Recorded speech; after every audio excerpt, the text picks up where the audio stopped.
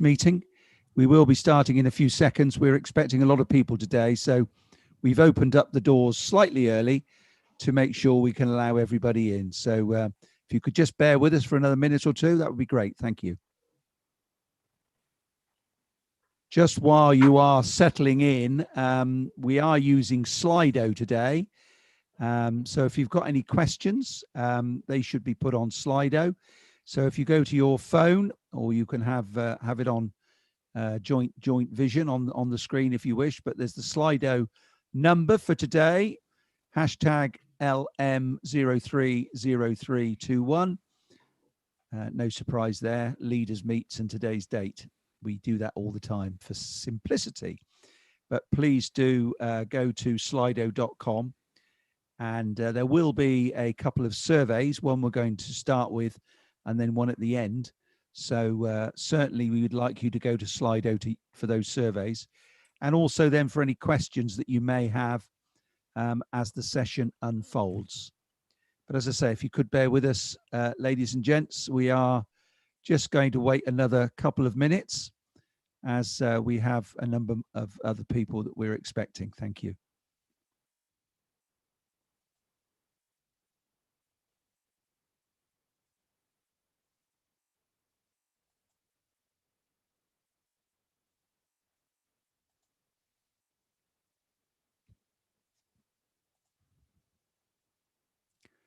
So we've got people coming in all the time. Good afternoon. Welcome along to the Constructing Excellence Midlands, Birmingham and Black Country relaunch meeting.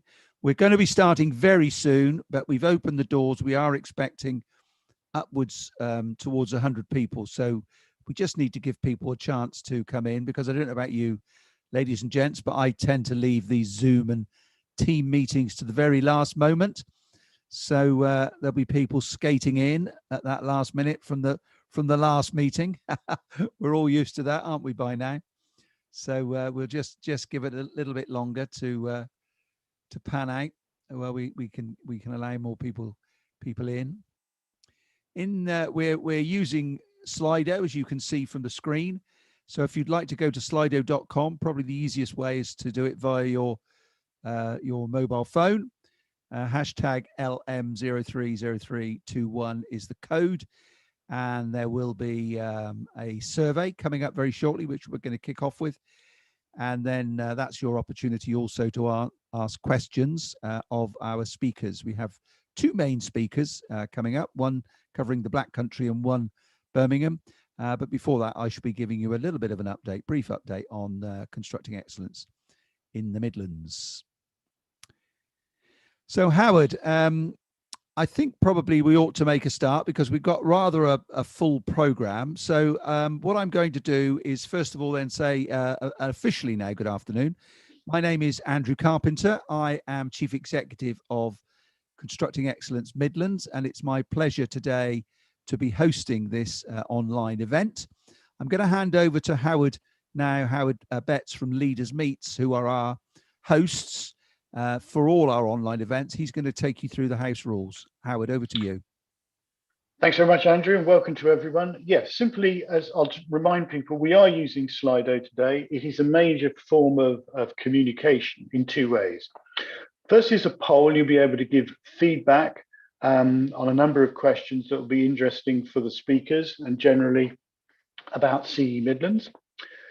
Secondly, in terms of being able to ask questions, please use Slido for your questions. It's quite simple.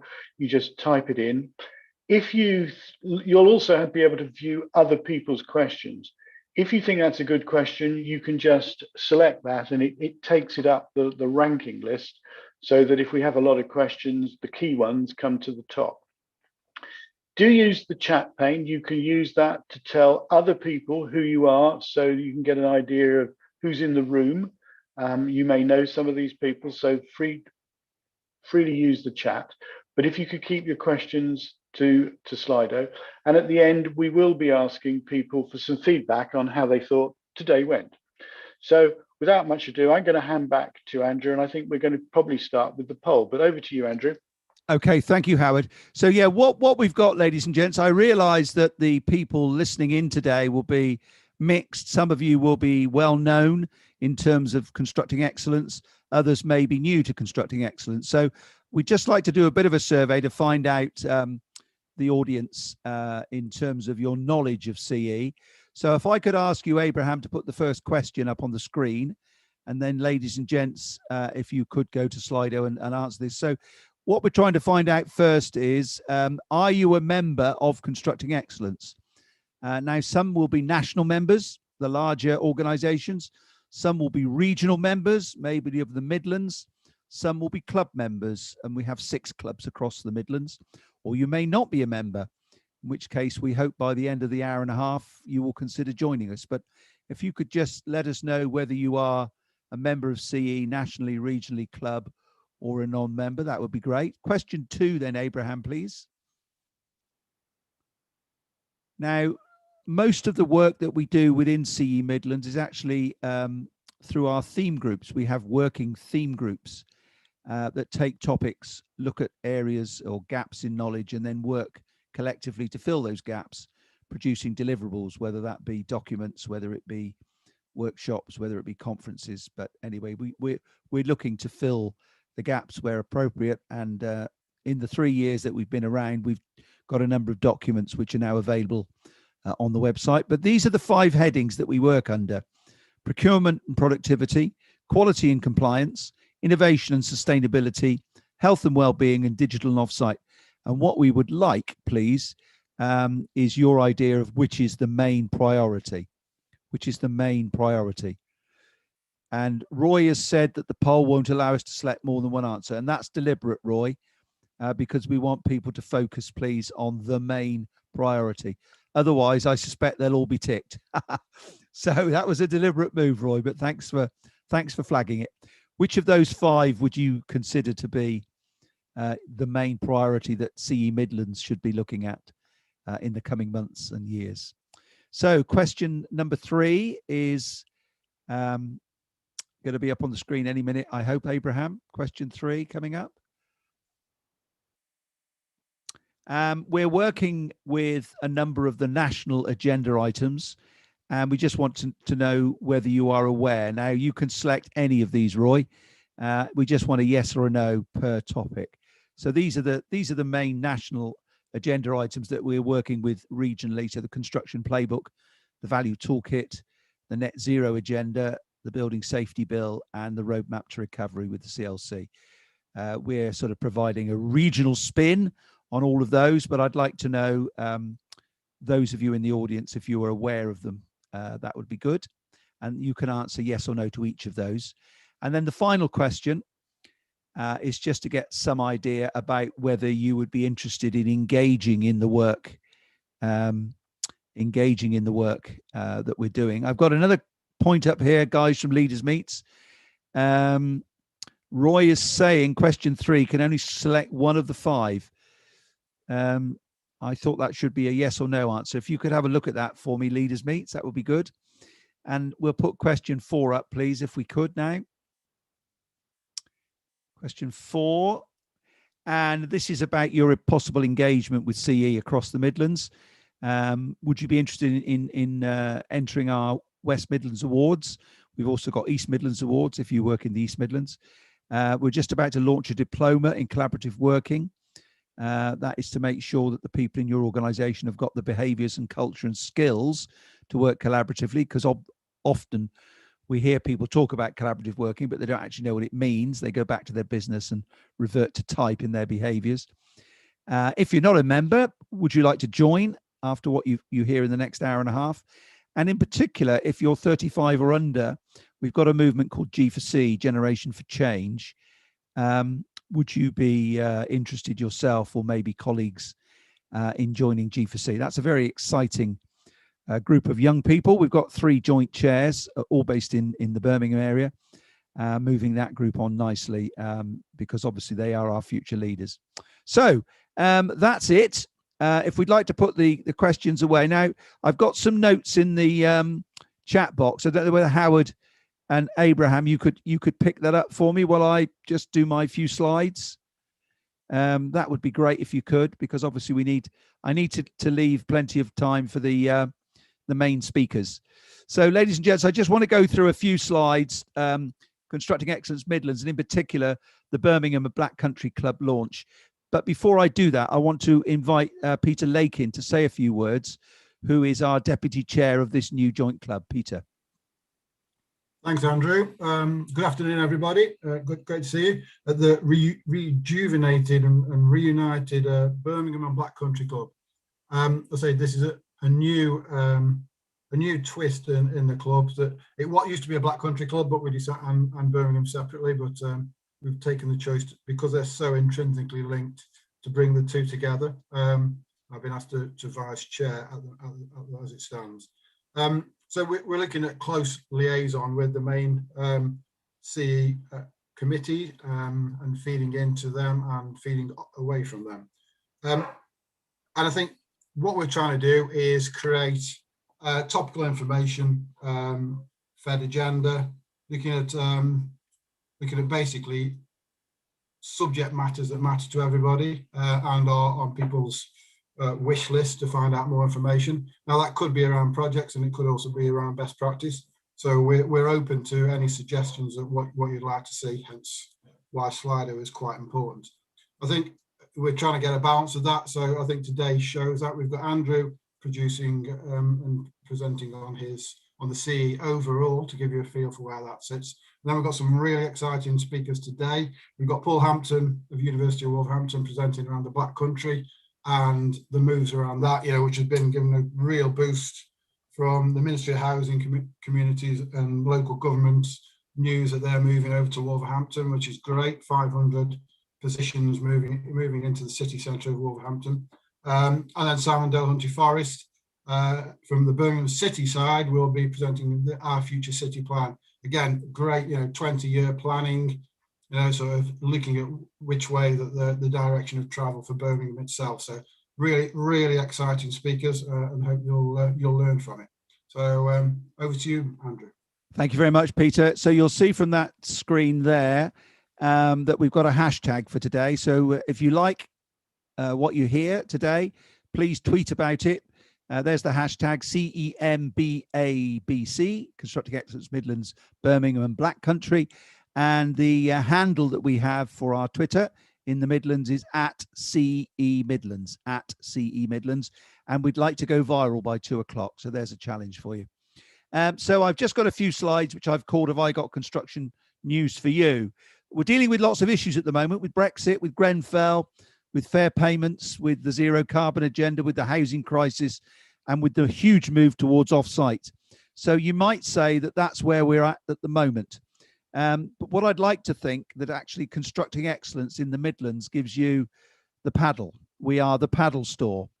And we would like as many of you here today to join us, particularly in the Birmingham Black Country Club, as we move forward. Our DNA as Constructing Excellence is all about collaborative working. Okay, if you cut us open, that's what we stand for. And everything we do, everything we say, all events we hold, all have this at the heart. Early involvement of the supply chain, selection on value, not lowest price, using common processes and tools, BIM as an example, measurement of performance, that should say KPIs. I don't know where the KPIs has gone. Long-term relationships, providing continuous improvement, and then modern commercial arrangements. There are modern contracts available to us all which promote collaborative working, and that's our DNA, those 6 points. So we have a not-for-profit limited company set up to run CE Midlands, chaired by Uma Shankar from Severn Trent Water, Mark Wakefield is vice chair from Stepnells, Keith Blizzard, company secretary from HCR Law, Tom Woodhead from the Woodhead Group Treasurer, and myself as Chief Executive. We also have a management board. I'm not going to mention them all by name, but as you can see, we are covered by the major players across the East and West Midlands, including Simon Delahunty-Forrest from Birmingham City Council, who is speaking today. And then I have an internal team alongside me dealing with all the things that you would expect. So we've got a good not-for-profit limited company in place to run CE Midlands. And now what we're doing is we're growing both in membership and in influence. I'm pleased to say that with Boris's announcement last week about hopefully opening up from the 21st of June, we are now planning some physical events for the second half of the year. A housing summit on the 23rd of June, leadership dinners in Nottingham and Birmingham. They will be by invitation. Awards in Leicester and Birmingham in September, and then a summit in AGM in November. We have been running webinars now for 12 months on a Friday at midday, proving very successful. And the coming weeks, we've got insurance this week, social media, then Keith Waller from the Construction Innovation Hub, and then one on urban regeneration post-COVID. So lots of interesting topics. And we have CPD certificates available for all of them. But the next date we'd like you to certainly put in your diary is the 2nd of June, which is when Peter and the team are organising the next Birmingham and Black Country Club event, which, because it's before the 21st of June, will have to be another online event. Just a few highlights in terms of CE Midlands. We've got a brand new website, www.cemidlands.org. Please have a look. We've just appointed a PR company, Cartwright Communications, and that is to raise the profile of the CE brand across the Midlands, but also to raise the profile of all our key members, our board members, our theme group chairs, and so on. The webinars I mentioned are hosted by Leaders Meets, who are hosting today's conference. We've got well over 3,000 people now who attend from time to time, with an average attendance since Christmas of 150 a week. So these are big, important and popular events on key themes. And as I say, they are now available as a member for a CPD certificate. So the professionals amongst you can get regular educational knowledge on a weekly basis. All our theme groups, which I'm going to go through in more detail in a minute, happen online. We're getting more done that way, and deliverables therefore follow. Other than the Birmingham and Black Country Club, we've got 5 other clubs across the Midlands, in East Midlands, in Shropshire, in Staffordshire, Hereford and Worcester, and Coventry and Warwick. As I've mentioned earlier, we're on the survey, we're working closely with the CLC on the roadmap to recovery. I've mentioned the awards. A big piece of work we've just completed with Nottingham Trent University is to update the client commitments best practice guide, and that's to bring it in line with the construction playbook and value toolkit. So a very important piece of work there, giving clients an update on what looks like best practice. And we're now working with Nottingham Trent University to do a gap analysis between that document and where we are now. And then the third part will be to try and fill the gaps, so to speak. I've already mentioned the diploma. Again, that's thanks to Nottingham Trent University, and I've mentioned G4C. So just to go through where the main work's done, we have a construction clients group. Any member who's a construction client can join this group. Richard Whitaker of Citizen Housing is dealing with it, and certainly the main work they've been doing over the last 12 months has been around that client update. We've got a procurement and productivity group, which is chaired by Ian Griffiths of Shakespeare Martineau, and they actually came out with a client best practice guide on procurement just before Christmas. So that's the sort of deliverable that these working groups achieve. We have a quality and compliance group under Steve Green, used to work for Bouygues, now has his own consultancy, and we're working with the Get It Right initiative. And also we're working very closely with, you won't be surprised to know, Dame Judith Hackett, Lord Stephen Greenhalgh, and everyone concerned with the building safety bill. So that's important work. In terms of health and well-being, Paul Chatwin is our chair from Cundles, and they launched a best practice guide, which you can find on the website as their piece of work towards the end of last year. Smart Construction deals with digital and offsite. That's chaired by Dhiren Vagdia from Vagdia Holmes Architects.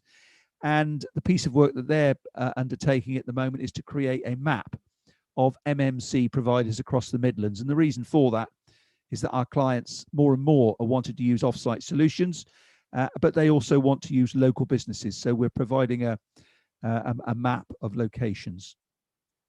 And last but by no means least, innovation and sustainability. Noel Street from 3D Read is our chair, and he's working at the moment on something called The Grid, which is an interactive website where we can bring together innovative SMEs with our members and supporters who have needs in the area of sustainability, and hopefully we can have some marriages made in heaven. I mentioned Keith Waller coming up shortly in terms of presenting on a Friday webinar, but we've got an official agreement with the Construction Innovation Hub based in Coventry, of course. using our network, we are now the official adoption partners. And we will be hearing more about that in 3 weeks' time when Keith presents. Now then, some of you are not members. We would encourage you to join. You can join regionally between 2,370 and 240, depending on the size of your business and number of employees. You can find details on the website, or if you wish, you can just join this club, either as an organisation for £240 or as an individual for £120. And again, all the details of membership are on the website. We would encourage you to do that if you don't mind, please, because we are a not-for-profit organisation, best practice organisation, and we are limited by resource, both people and money. The more money, the more people we have, the more good stuff we can do, the better we can represent the Midlands in the change agenda. And basically, this is what I always say to folks. We want to work with people who want to improve the world. Constructing Excellence is not an organisation who just for people who want to turn up for a beer and a sandwich or a glass of champagne and a canapé. As nice as they are, our first reason is to learn and share knowledge. We then use that knowledge to influence change, and the networking is a byproduct, which is probably what makes us slightly different from many other great organizations across the construction sector, because of course not only that, we represent building, infrastructure, housing and FM across clients, contractors, consultants and supply chain. So we truly do represent the whole of the built environment.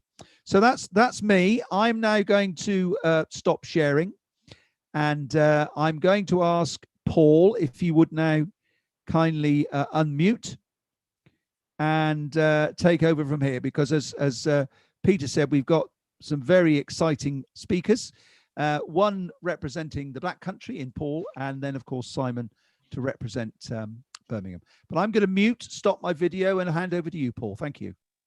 Okay, thank you. And the presentation is going to be uploaded, or would you like me to upload it? Sorry.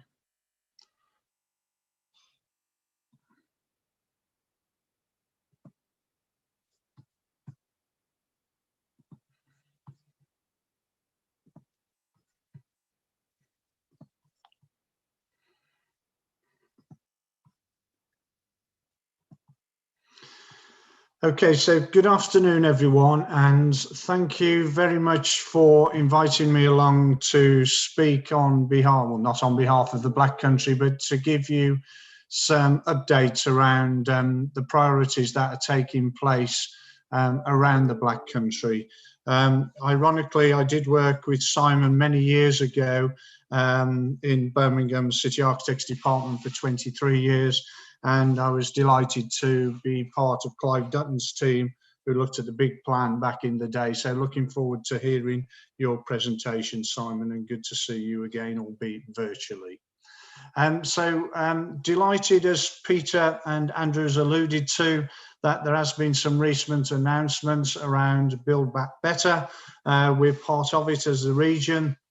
MHCLG, that will be a massive boost to the region, and from probably a decade ago when we had visitors from London come to visit us and sort of point out our frailties, perhaps it's good that the tide has changed and the region collectively is now being seen one as for investment and taking things forward. Next slide, please. So what I'd like to cover today in my slot is very much around strategic vision. We all need a vision around these things. Delivering against our ambitions and the story thus far. Obviously, there's further progress to make, and we have to be fluid and flexible. Obviously, who would have predicted where we are now in the world, and who would have suggested that obviously we need to change the way we do things. Hopefully this might have been a face-to-face engagement, but hopefully you're finding it meaningful, and if like me you're living on Teams and Zoom, at least you're able to keep in touch with people and drive things forward. And I'll use that looking forward as the close of my presentation. So next slide, please. And again.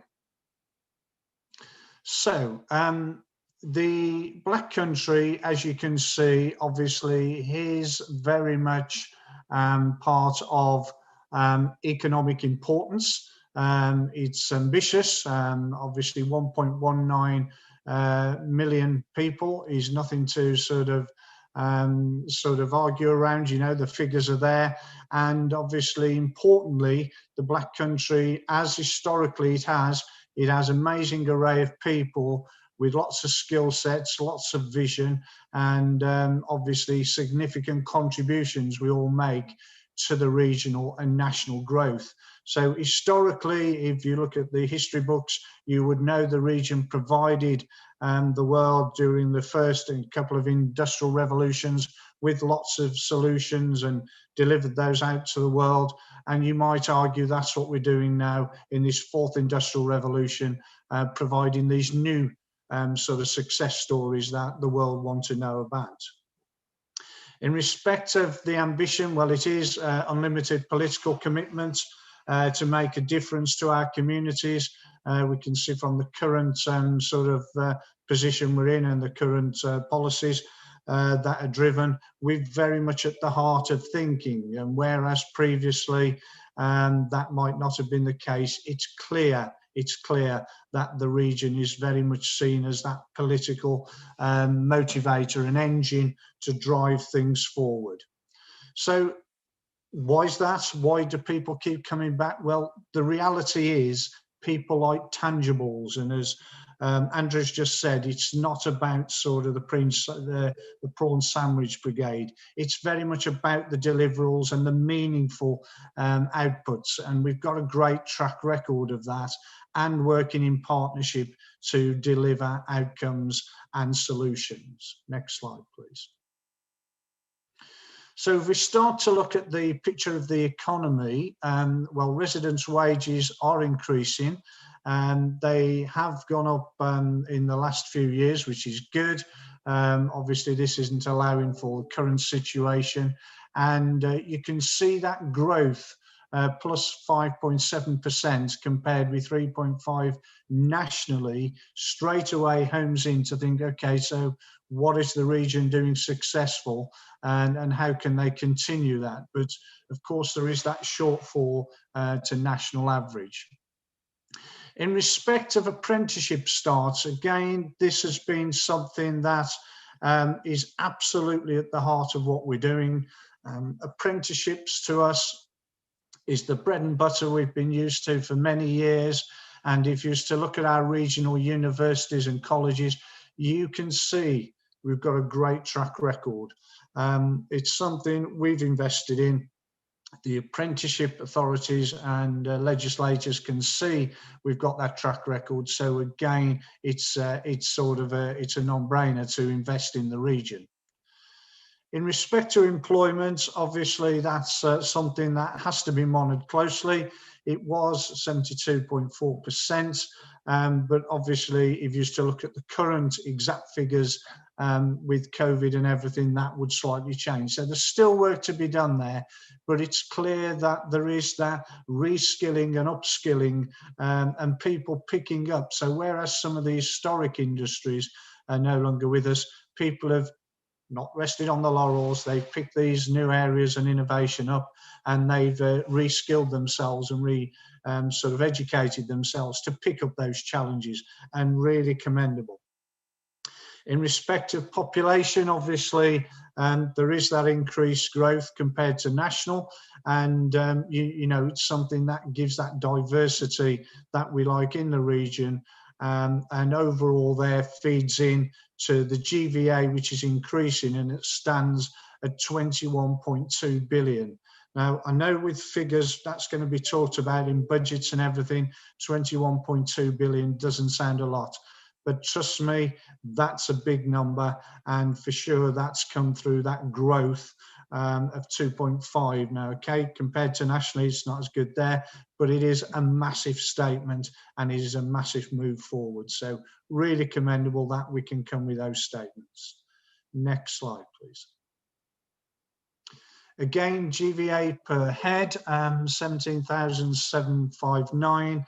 Again, added growth in there. There is that shortfall, as I said earlier, but we shouldn't underestimate that sometimes because of the nature of what's required just to get small SMEs off the ground, get them up and running, and then that moves on and upwards to develop sort of larger organisations and drives these figures forward. In respect of education, again, this is one of our greatest exports. We're delighted in the region. We've got some fantastic sort of organisations, which I'll mention in a moment.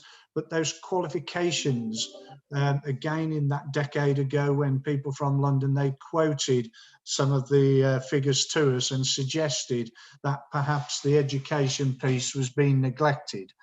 I'd love to welcome those people back now to see how that is moving forward and how those qualifications are moving forward.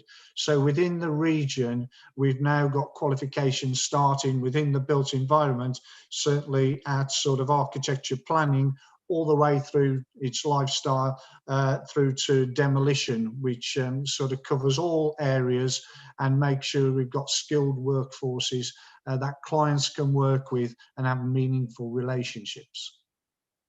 In respect of housing, again, obviously, we know that's on the agenda. We know our regional mayor has pushed for us on that. And, you know, we've got lots of brownfield land. We know there's a lot of remediation, but the local authorities are collectively supporting us. And again, within Wolverhampton, we've got the new brownfield, National Brownfield Centre, which the shovel is in the ground, and that's coming. Again, that will help us repurpose lots of land and again move those dwelling figures forward. In respect of births, I've put that figure in there, and you can see obviously jobs has decreased, but obviously something will be monitored. But for young people who are perhaps with us today, you know, now is the time to invest in the region, and I'm sure you will see those opportunities come through. Next slide, please. In respect of vision setting, obviously you've got to have a vision that's clear, it's understandable, and it's meaningful. So you can see here, obviously, improve quality of the environments. That is an area we do need to improve on. We've got those 1.500 hectares of land, and obviously, you know, they're ideal for new homes and off-site construction and net zero. All of that can be built on there because of all these fantastic land banks that we've got, albeit we need to repurpose the land. In respect of reverse population decline, that's something that we're working on. It's part of the vision, the 1.2 total populations there. But of course, you know, that's something you must have in a vision, and you must invest for the future with people to drive these things forward. And then growth in income, so increase to national average wage. So again, a lot of employers, we know they're SMEs, we know they're looking at that, and they know in attracting people, retaining people in the region, you've got to sort of push that forward constantly and sort of ensure we're keeping track with other regions, and for sure making sure that the new talent that we attract sort of feels part of the region's investment and realises that clearly, you know, this is the region to stay and invest in. And then again, if we look at the socio-economic mix, we've got that 23% high income earners, so that has grown. We need to keep increasing that, of course, and driving that forward.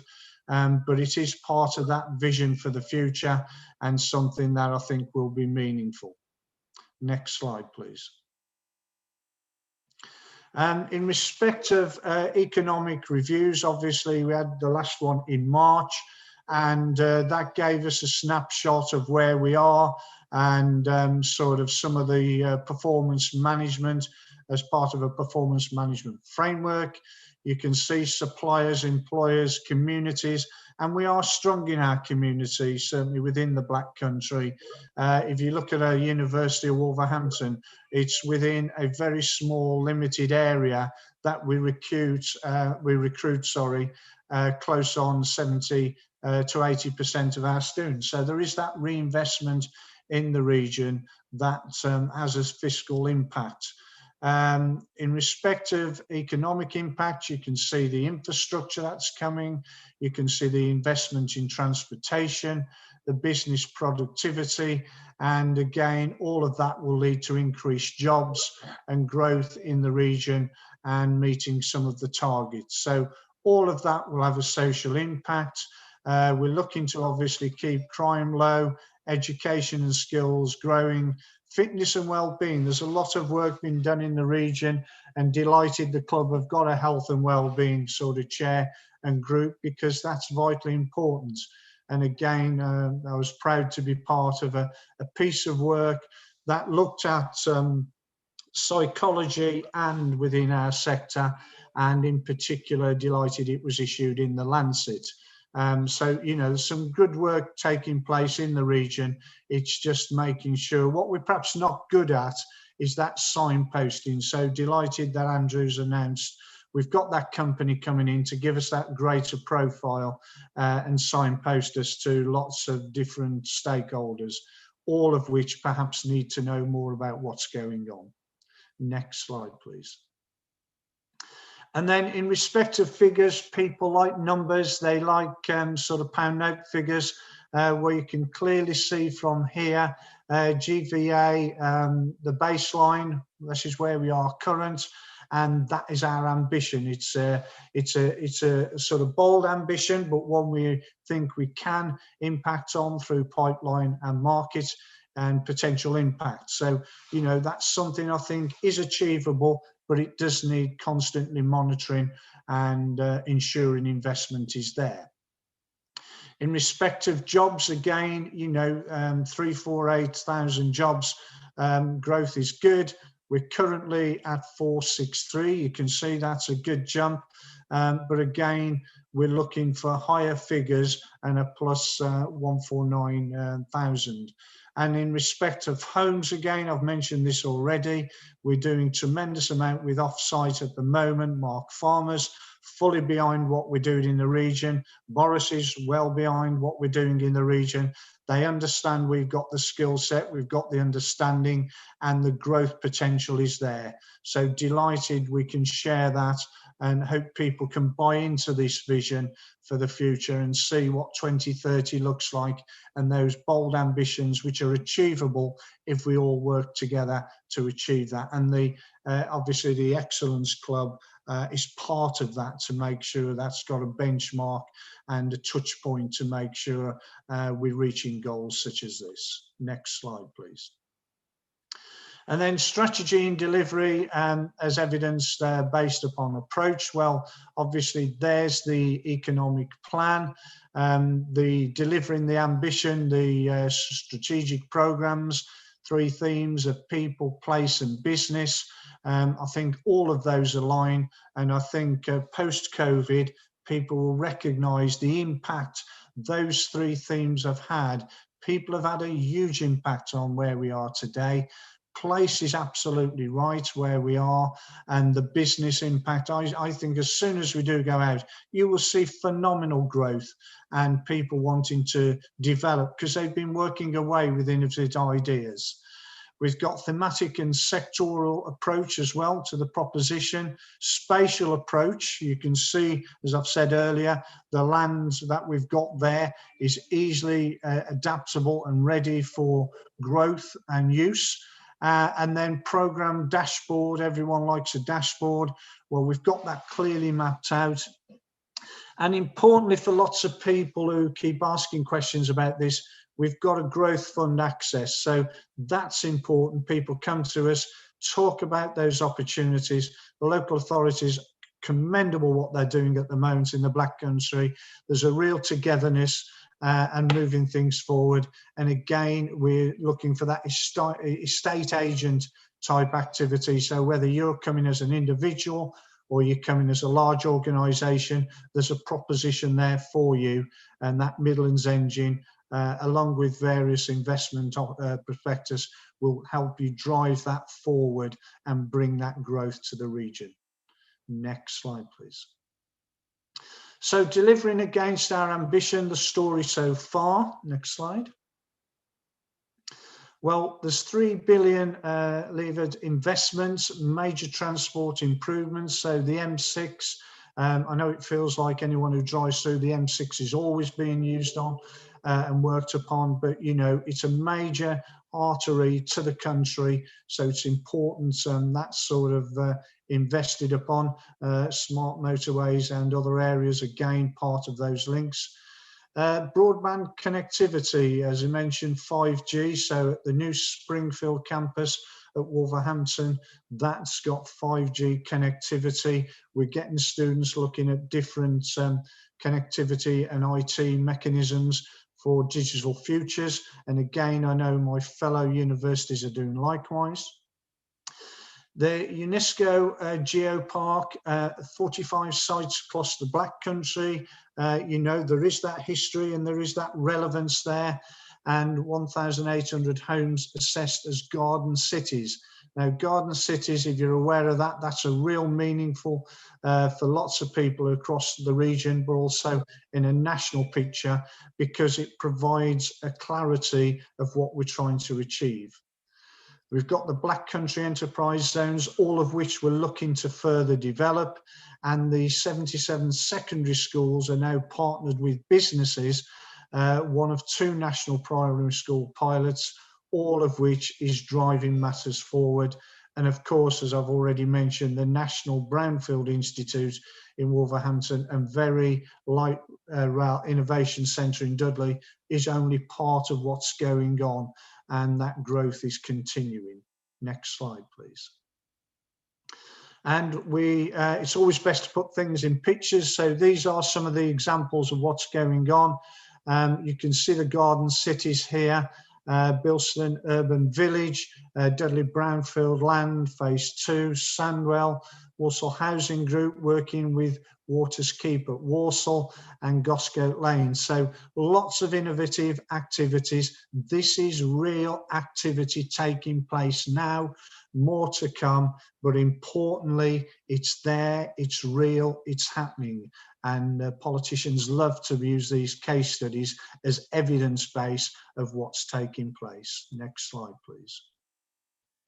And of course, with all of these changes, we need improved connectivity. We know that M6 Junction 10 activity I've just mentioned. We've got the Wensbury to Brierley Hill Metro extension. We've now got Wolverhampton Station through to Birmingham Station. HS2 opportunities, we know that will bring regional jobs and growth. Wolverhampton interchange, walking and cycling, it's very much part of that health and well-being piece. And we know we've got lots of canals and areas that do lend themselves to health and fitness. So that's important where growth needs to be. And of course, A449 growth as well. Again, artery connectivity. Next slide, please. For people that have visited the region, they will know I-54. It started as a small idea, a small venture.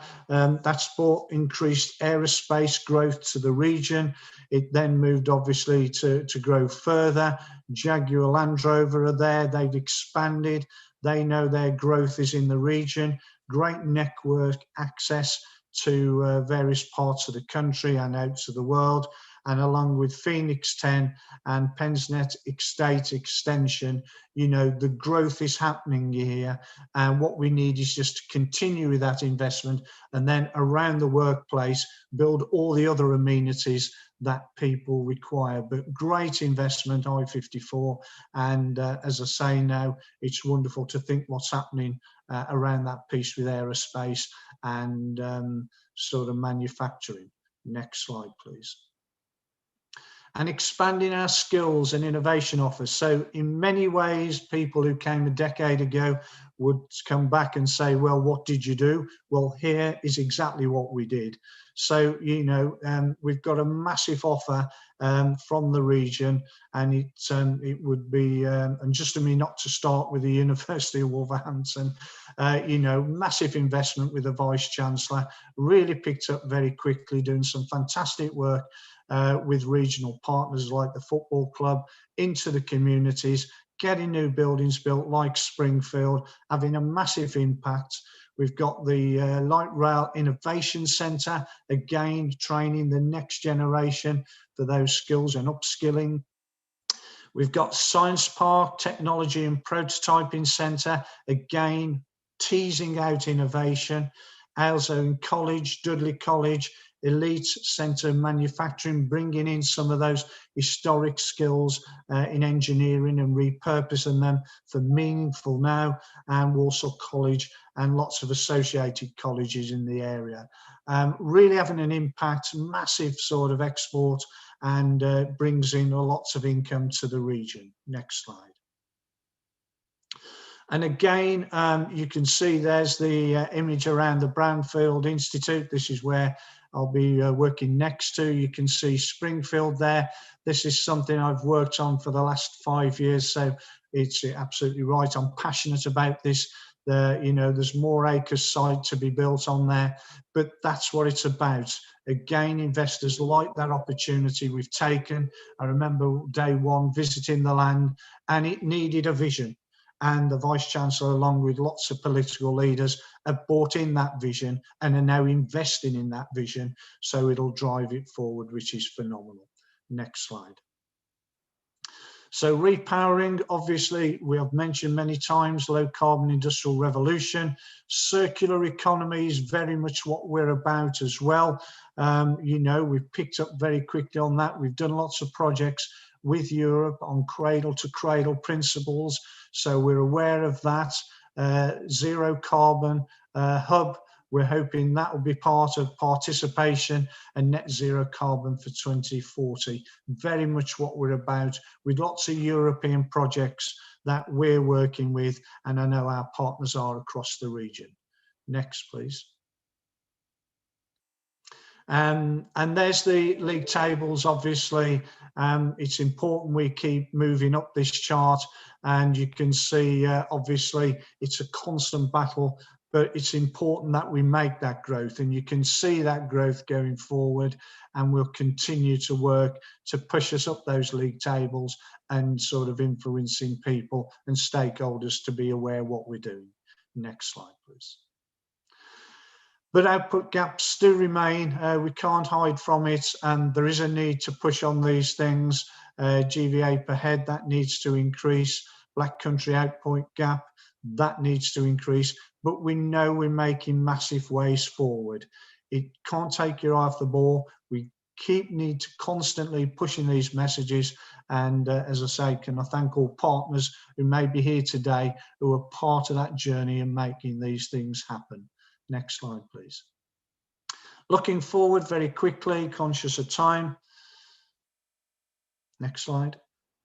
Our place, our communities, our businesses. So again, continued brownfield land developments, investment funds, energy infrastructure, repowering the Black Country has to be right. We're working on it. Great partners. Everyone's bought into it. We know what we're doing. Our communities, again, shared prosperity funds, skills cradle to grave, people into work, and addressing those challenges, particularly people that perhaps thought their time was not was finished and they couldn't see a way forward. It is outstanding to work with individuals to give them those opportunities. And again, can I thank employers who then go on, and you see these individuals grow in confidence, grow in their abilities, bring out that hidden talent and drive the region forward. And that's what we've all got to do more of. Our community is at the heart of what we do. And then importantly, to make all these things happen is that business. So the productivity factories, the small corner areas, This is going to play a vital role, SME contributions, as we come out of COVID. And the recovery, we know we need to also adapt to the EU exit, but we know we're versatile to do that. We know we've got the drive, we know we've got the push, and we've certainly got the ambition. So all of that is there for the future, and we've got to make sure we work together to drive it forward. Next slide, please. So the current challenge is obviously demanding existing programs of investment. We need to retain focus to make it happen. There was the vision. Beyond that, our ambitions needs to be aspirational for future pipeline of projects. Once we started on one, don't forget to move for the future. And then a desire to maximise the benefits of investment elsewhere in the West Midlands for the Black Country, and partnership working is part of that initiative, and delighted we're part of this this Black Country and Birmingham club, because it has such an impact. It has such an impact to drive things forward. Next slide. Next slide.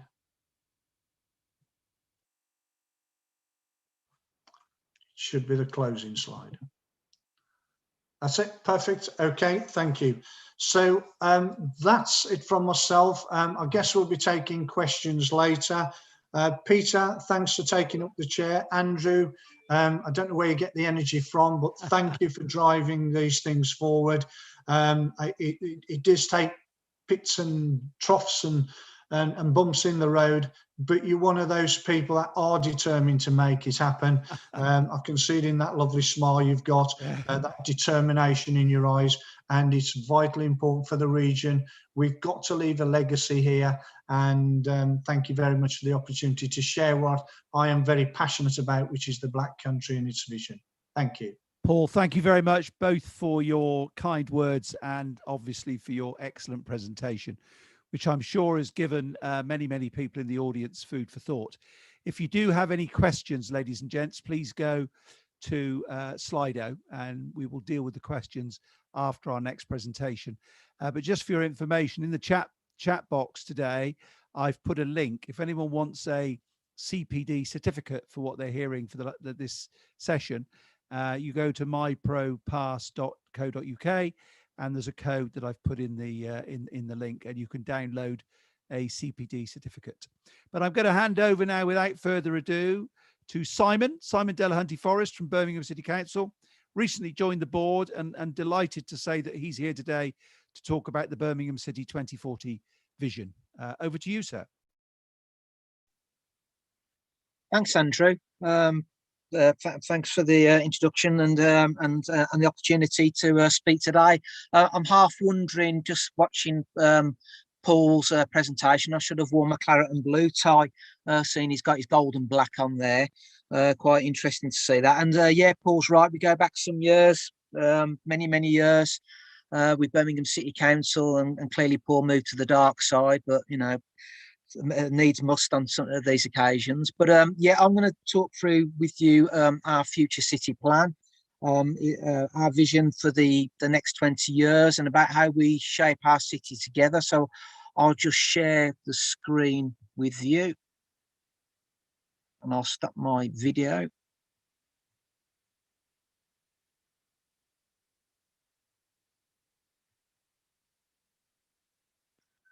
Okay. Yeah, our future city plan, and this isn't a sort of a rehash or a revision to the big city plan. The big city plan, there's probably a lot of you around this virtual table today will be aware, you know, that was launched back in 2010, you know, and it did exactly what it needed to do. That economic drive, that economic ambition, that vision for the city for them 10 years to 2020, and you know, we can all see how that has resolved itself on the ground. Its impact on the city and on the great people of Birmingham, the good folk of Birmingham, you know, and then 5 areas of transformation, you know, from Paradise to High Speed 2 to Grand Central, you know, complete game changer on that. Our future city plan is the brand for everything that now Birmingham's going to now do going forward. You know, it's about that vision, and about, more importantly, about how we work together, and that's not just with investors or developers, that's with contractors, that's with suppliers, that's with educational facilities, schools and community groups. We're really interested in what people have got to say. What we're not doing with this plan is shutting ourselves away for a period of time to come out at the end of it with a document that says to everybody, here you are, now get on with it. What we want to do with this plan is to share that work, to work in collaboration in that consultation. And this part of the plan was launched some 4 weeks ago. The leader of the council, Ian Ward, launched it under the banner of Shaping Our City Together. And it is exactly that. It's about going out to the community, out to, like I say, stakeholders, contractors, you know, across the piece, to actually gauge people's opinion, how they see our city in the next 20 years going forward. You know, what does it mean to them? Because it's always easy for me to put a line on a bit of paper, a few drawings and words and narrative. But we know we really need to listen to what people want, you know, how they want to live, how they want to work, you know, the access to public open space, health and well-being on that. And I think we're in a place where, you know, we're all sitting in a virtual world now, how that's impacted on us, but also that point around why we're in that virtual world, you know, because of COVID, and we have showed resilience against COVID, and we need to use COVID as a agent for change. You know, how do we learn from COVID going forward? So it's really apt that, you know, we're going out with this plan at the moment, of this vision forward. You know, and Birmingham's history, you know, is one of innovation and leadership. You know, it's a proud city and it's proud of its past, but we're more excited about its future. You know, everyone knows Birmingham was at the heart of the Industrial Revolution. You know, it was the world's first manufacturing city, thanks for to those great pioneers, James Watt, Matthew Bolton, William Murdoch, etc. You know, and we built our reputation as the city of 1,000 trades, and that's still going on today. But our city wasn't just founded to make things. You know, at our heart is a spirit which is both imaginative and practical, that fuels industry and culture. You know, and it's this spirit which has brought a stream of firsts to the world. The first working steam engine, the first hole in the heart surgery, and the world's first heavy metal band, you know, all made in Birmingham. And they've all had impact across the globe, you know. And in terms of that, all I can talk about is the present, you know, in the fact that, you know, if you either love or hate heavy metal, it doesn't matter. The impact that Black Sabbath had on the globe in terms of music and the eyes of the world onto Birmingham is, you know, phenomenal. It's unbelievable, you know, that impact on there going that they've had. And it's not just these guys, there's other things that are going on in our city, and I'll come back to that in a wee bit.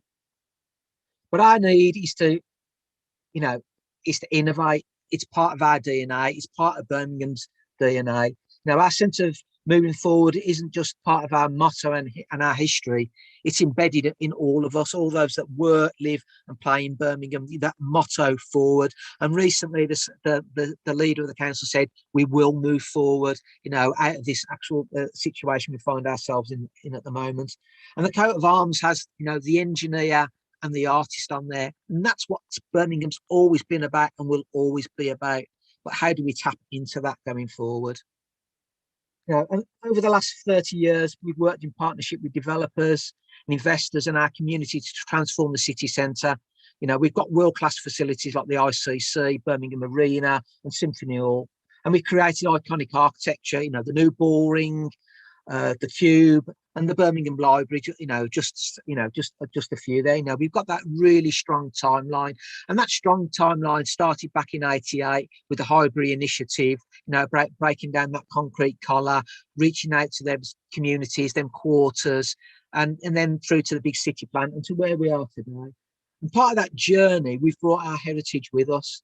You know, examples, you know, we've integrated the canal network into the heart of the city. You know, we've incorporated modern additions like the rotunda, like Selfridges.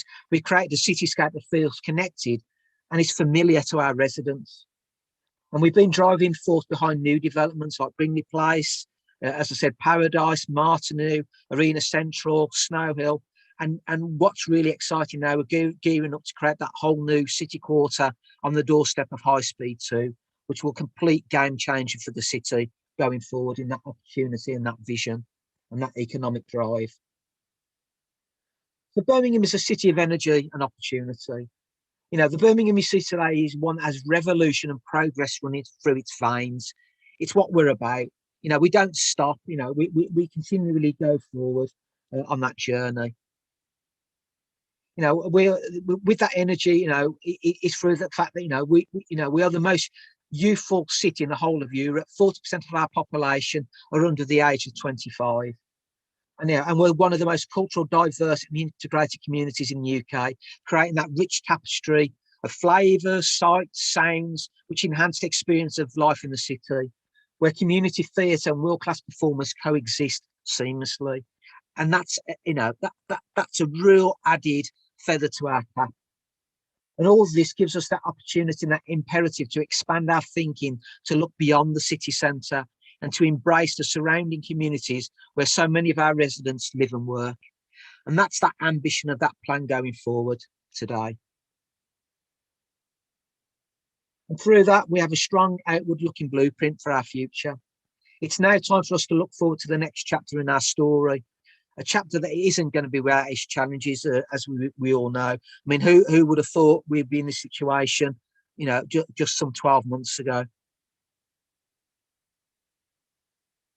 And no one can fail, you know, as I said, we can't fail to, you know, to notice, and a lot of us around the table today will have experienced the impact of COVID-19 and how it continues to have on all of us. But we have been resilient going forward. And the climate emergency hasn't gone away either. And our ambition to be a carbon neutral city is set out in our Route to Zero plan, and will be needed to be tackled with imagination and practical solutions. And technology will continue to change the way we live, work and travel. But most of all, we need to create a city that puts our people first. That's the imperative bit here. If our history has shown us anything, is that the people of Birmingham are best equipped to tackle these challenges head on and articulate a successful future. So what is needed is that ambitious blueprint, that radical blueprint for the future, a blueprint that is an outward looking blueprint. Whereas the big city plan had that red line round it, this is about going beyond that red line now, and what are them opportunities going forward for investment and recovery. So the plan's broad, it's ambitious and it's comprehensive. You know, it's setting out our future plan is more than just buildings and roads and infrastructure. It's about the sort of city where we want to create, the lives we want to help our people lead, you know, the good people of Birmingham, the neighbourhoods, you know, we want our residents to create, and most of all, the type of city we want to be. And our communities need to feel like an equal partner. It has to be fair. You know, we have to share them benefits of growth that creates happy, healthy communities built around resilient environments. And it's a plan that's driven by clear principles. You know, we have to start somewhere, and we've established 4 key principles that will be aligned with everything that we do, and must be aligned with everything we do going forward. And firstly, any new development must be green. It's no longer acceptable to be tokenistic. We can't continue on the journey that we were going on. You know, we have to go step aside from that journey, and that green agenda is so important. We can't accept more of the same. And it's more about just planting trees. You know, it's about creating cities which enable people to easily live their lives in a way that has minimal negative impact on our planet. You know, we have to have a city, you know, that we create that must be equitable, with opportunities open to where no one gets left behind. You know, where you live must be, you know, there must be no barriers to achieving your potential. We need to break down them barriers and point people in the right direction. Well, we want to create places which are not just pleasant to look at or highly functional, but communities which are generally, you know, livable. And this means people-focused design, where citizens can create homes and communities, not just a place to live. And we've got to build them homes a lot quicker and a lot more of them, you know, and to a standard, you know, to that standard that, you know, prevents parts of Birmingham that, where good people of Birmingham are suffering from fuel poverty, where they have to make that decision from either putting the heating on or to actually feeding their children. That is is unforgivable, and we've got to go beyond that in this plan going forward. And we must be distinctive. We must allow the pride of individual communities to shine through and enhance the spaces and the places that they inhabit going forward, because it's part of our DNA. And part of that, them four key objectives, the ambition will then be delivered by 6 key themes. A city of growth for all, that economic growth story, a city of nature, a city of centres, a city of connections, a city of heritage and innovation, and a city of layers. And I'll just touch on some of them now going forward. So, a city of growth for all. Growth in our local economy, as I've said, must be green. It's got to be sustainable, and it's got to benefit all. And what we're thinking by that, which is this plan shows here, is physically growing the reach of the city centre beyond the ring road and out to the communities. Beyond is going to result in major new developments, rapidly growing the numbers of good quality homes that we provide for residents, and they're leading the way in green, affordable, sustainable housing. So we've got these, what I call villages, these 7 villages around the town, the city centre. And I use this expression, which has been used many, many, many times before, but it's just about spreading that jam within the city and spreading it within these areas. How can we share that economic great story that's going on in the city centre to these other areas beyond the city centre core? And these communities in these areas need to feel the benefit of this investment through better homes, as I've said earlier, leisure, cultural facilities, education, and access to high quality employment. And their engagement will be key to activating the benefits of this plan we bring. And that's that point about shaping our city together, to go out to these communities and what do they want? What is that opportunity? What is that vision? What is that exercising repositioning opportunity? And we've all talked about the 15-minute neighbourhood, and Birmingham benefits from this. The villages are within a stone's throw of the city centre. 10 minutes on a bus, you can travel from east side and you're in the city centre.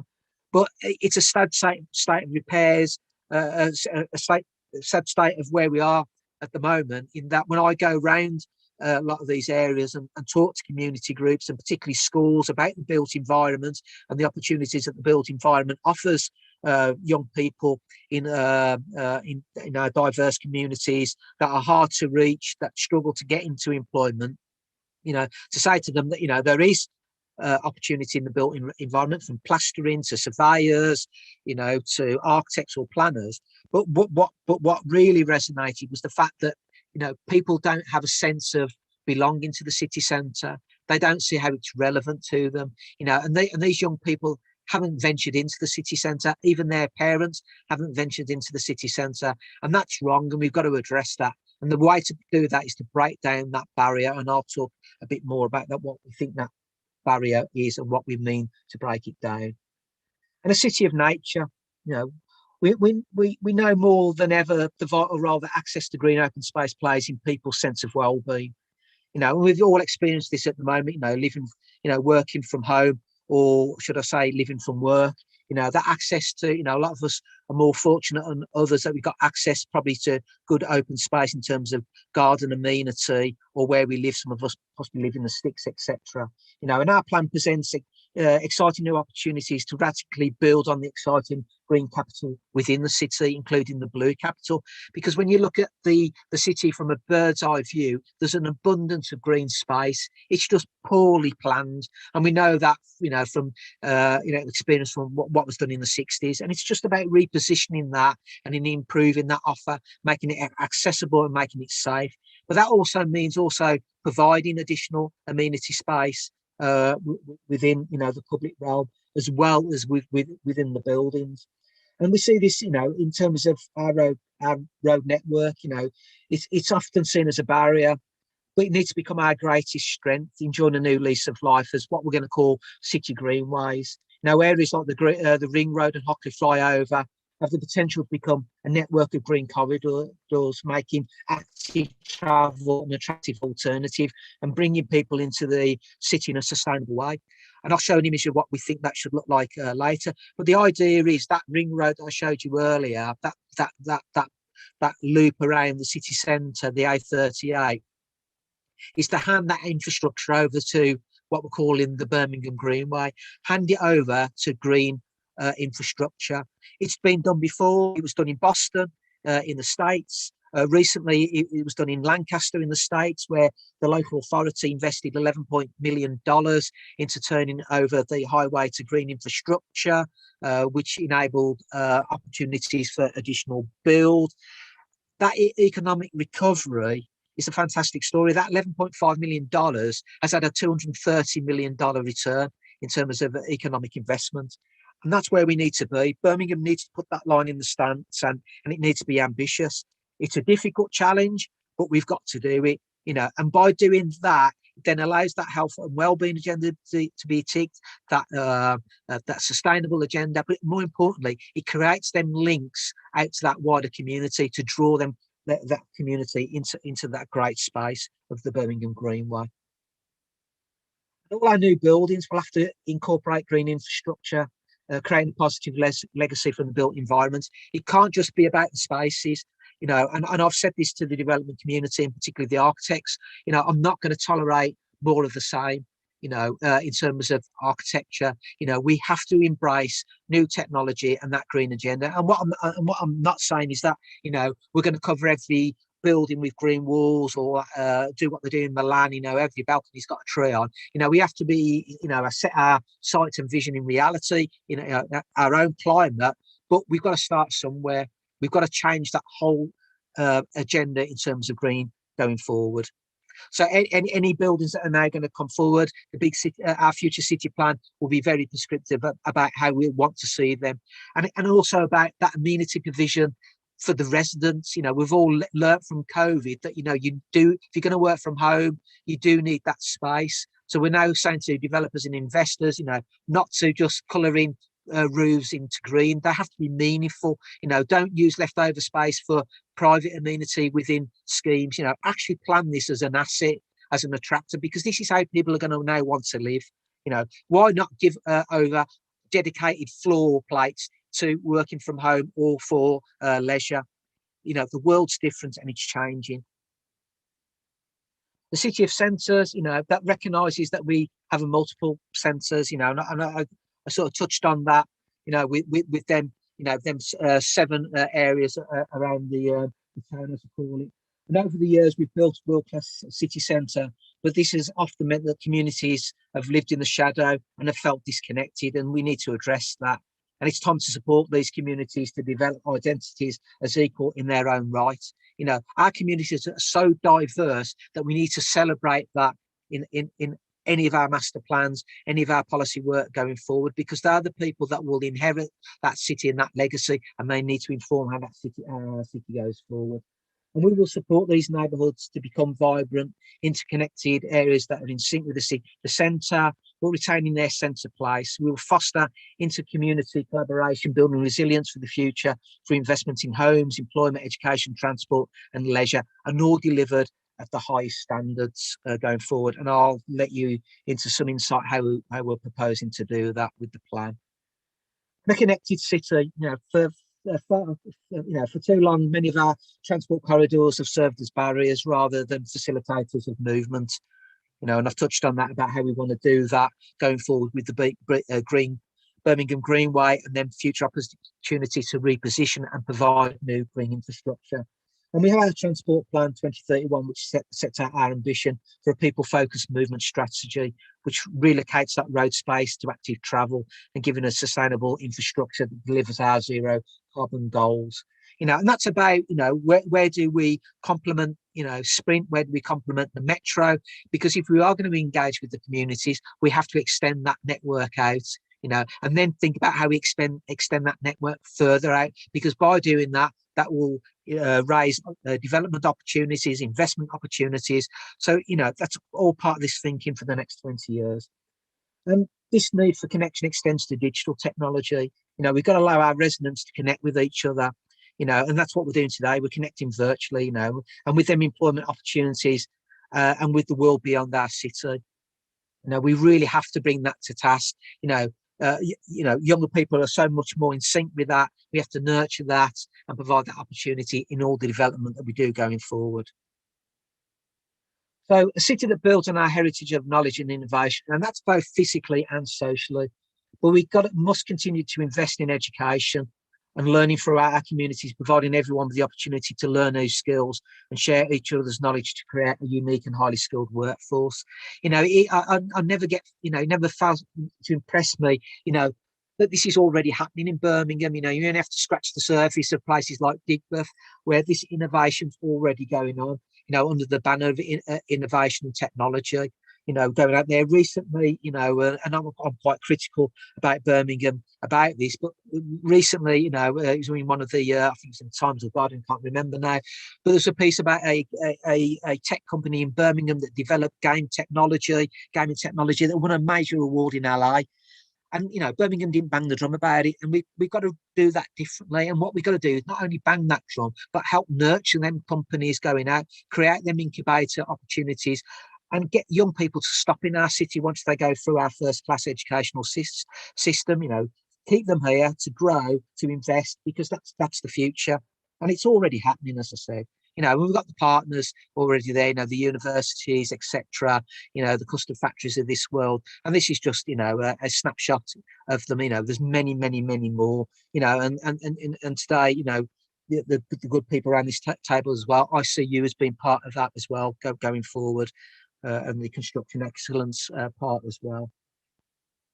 So the City of Layers, which is a bit of my sort of hobby horse, really, but it is about that diverse city. We have an abundance of talent, innovation, both past, present, and future. We've been gifted with a diverse city by our communities, as I said, both past and present, through landmarks they've built, the traditions they've established, and the cultural capital they've created, expressed through belief, through art, and and through music.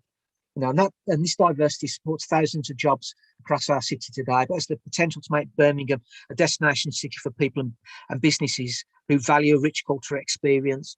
And it's really fundamental to get our heads around this, because it is part of regeneration and development. It can't be a bolt-on. It provides that that opportunity to attract investors. I always get amazed when we get overseas investors, that I speak to, how much they know about Birmingham, that they know what's going on. They know, the innovators of Birmingham, as far as football clubs, as well as far as bands and music, it's all there. We need to capitalise on that. We have to do so much better of using that diversity to celebrate Birmingham and how we build it into our future city.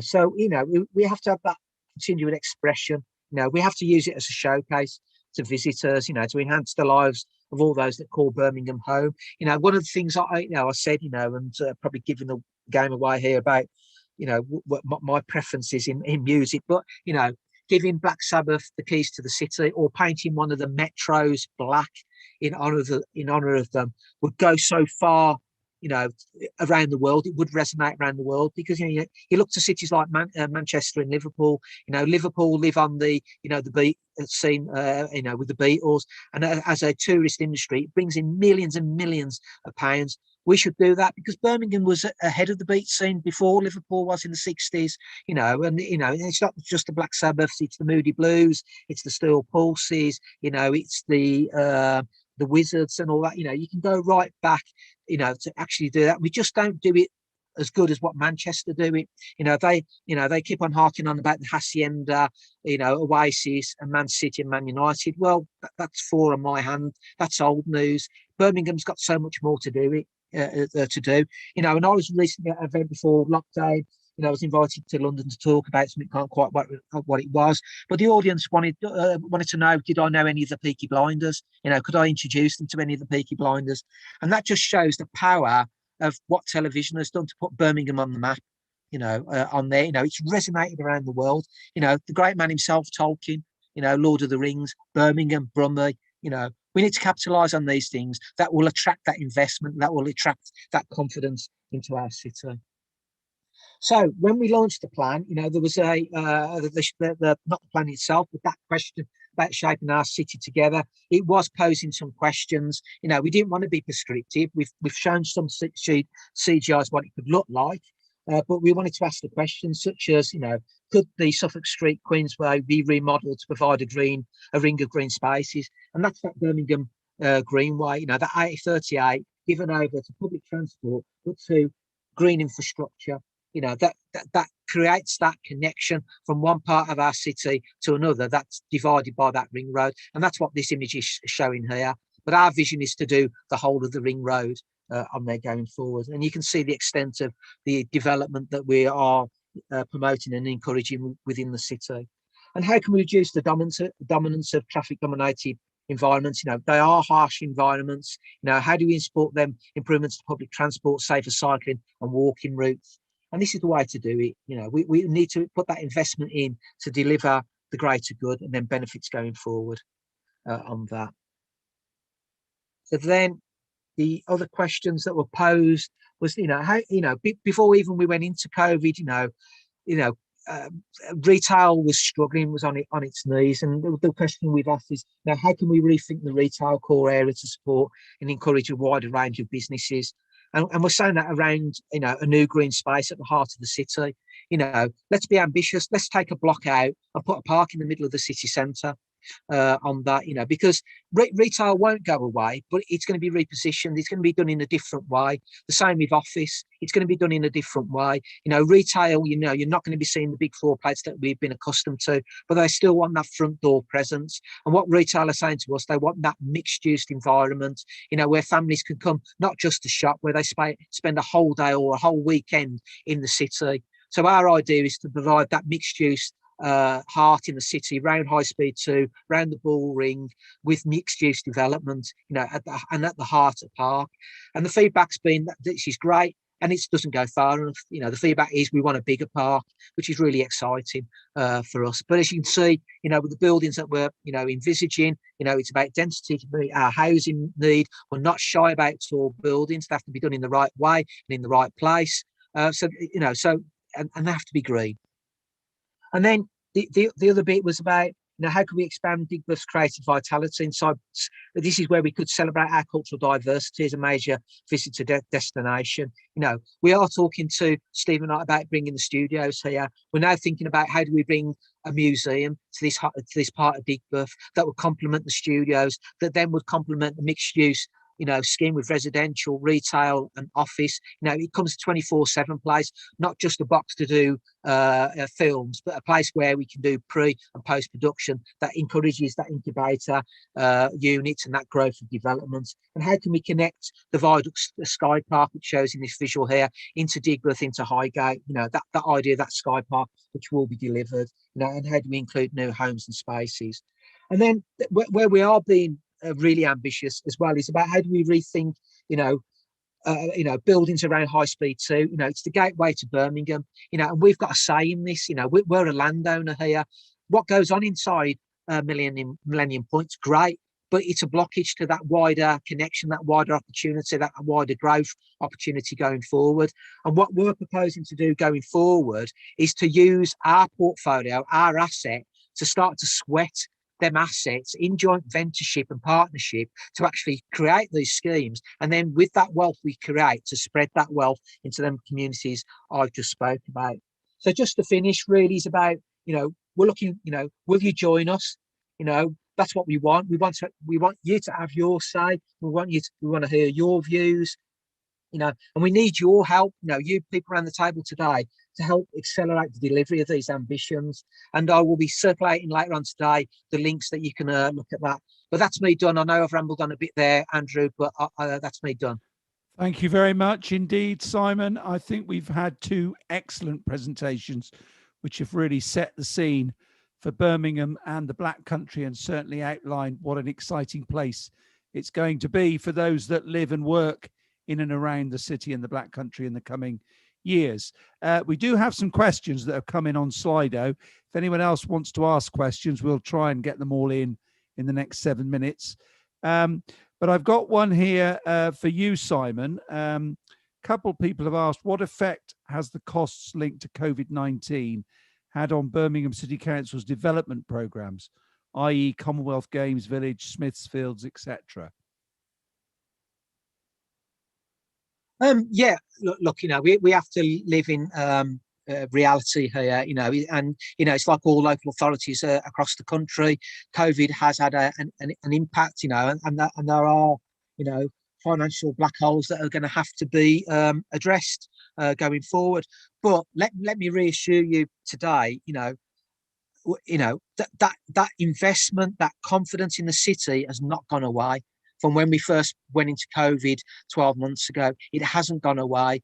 You know, our planning applications, they took a slight reduction, about 10%, 12%, but that was around the education market. You know, that was in terms of student accommodation and educational facilities, because no one quite knew what the world was going to be going forward on there.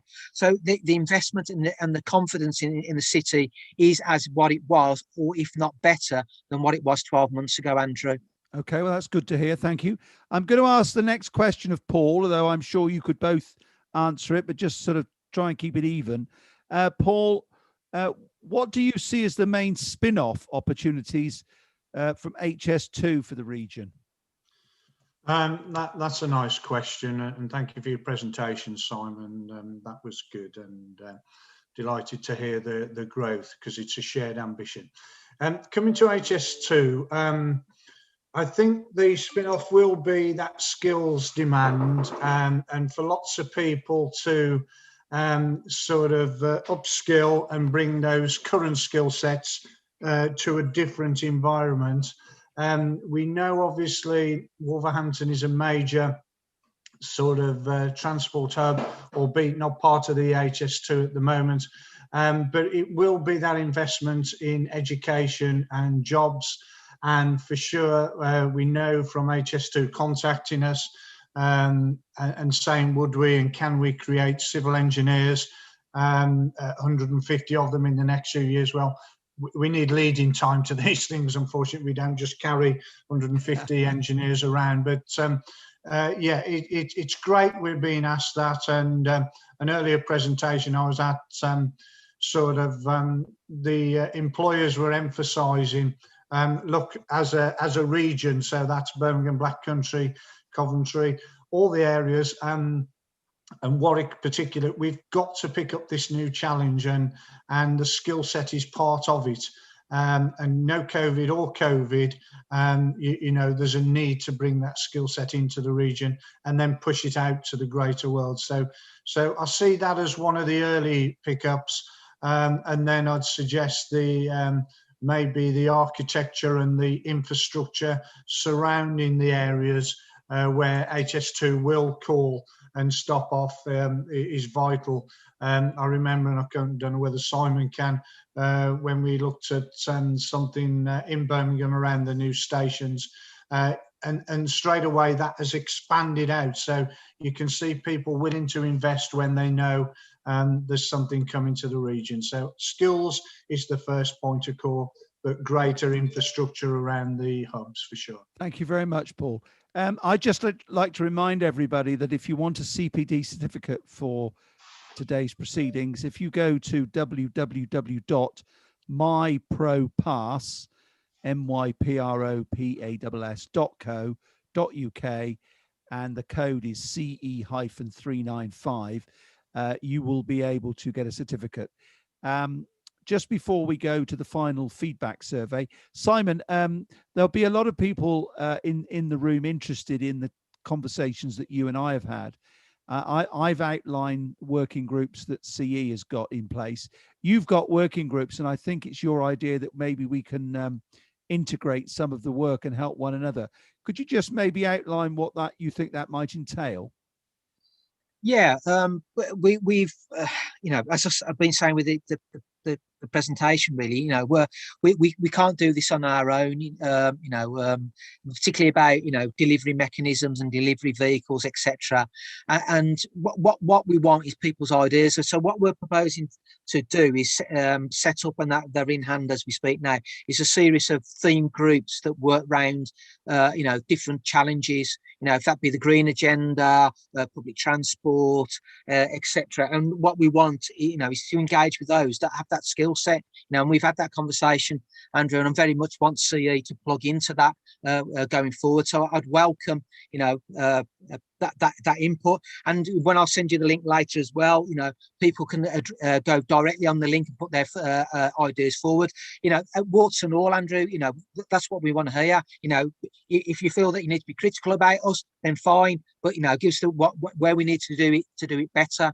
Because the one thing I've learned from this plan going forward as well, it's not just about going from the planning ticket to that development bit. It's about what happens in the middle as well, that construction piece as well. And I've been speaking to a lot of the construction people out there, Wilmot Dixon's, people like that, about their frustrations, their ideas about how they can inform the plan. So yeah, I want to work in collaboration with the CE, definitely. And and you'll hold me to that anyway, as now I sit on the board anyway. So yeah. Okay, Simon, thank you for that. Okay, just before we go, there is a note in the chat box about filling in the feedback form. Do you want to just put the Slido address up again, Abraham, so that people can see it? We've got a survey which we'd ask you to fill in on Slido. I would like to thank, well, first of all, I'd like to thank Peter and the new committee for the Birmingham and Black Country Club for the commitment to relaunching this double club. We've got a committee of half a dozen or so. If anyone else is interested in getting involved, please do so via the CE Midlands website. I'm sure they'd be very pleased to hear from you. If you don't want to join the committee, please do think about joining the club. I'd also like to thank our colleagues at Leaders Meets for hosting today's conference webinar. And don't forget, this Friday is our regular Friday slot, 12 o'clock each week. This week, we're talking about the important subject of insurance. But of course, our biggest thank you to Simon and to Paul for giving up of their time and of their expert knowledge. And as I say, really giving us the incentive to want to come and work in an innovative fashion across Birmingham and the West Country. I think with the time at 2 o'clock, it's probably time for me, on behalf of all of us here at CE Midlands, to say good afternoon. Enjoy the rest of your day, and we look forward to working with you in the coming months. Thanks, everyone. Bye-bye now. Bye-bye. Thank you, Andrew. Thank you, everyone.